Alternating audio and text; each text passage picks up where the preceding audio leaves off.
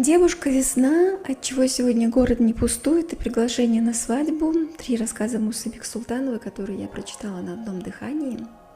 Буду читать и дальше, конечно. И будучи с детства избалованной такими рассказами таких мастеров, как Гита Мопассан, Чехов, с уверенностью говорю, что Бексултанов поднял чеченский рассказ на уровень мировой литературы, и он настоящий мастер этого жанра.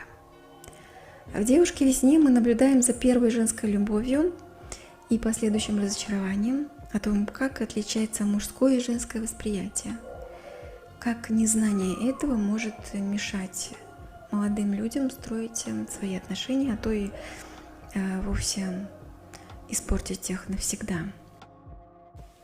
В рассказе «Отчего сегодня город не пустует» в центре сюжета 35-летний женатый мужчина, который не смог забыть свою первую любовь юности.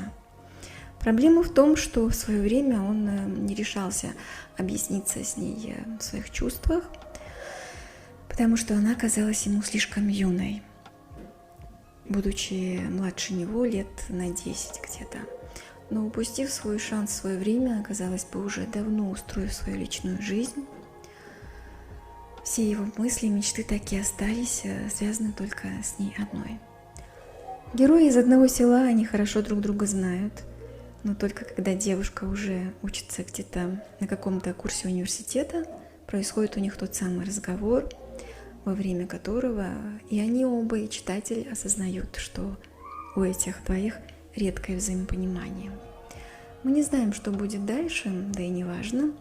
Здесь главное, что в мире двоих людей есть такая бесценная гармония, такое единство, родство, уважение. Как говорится на французском языке, душа-сестра.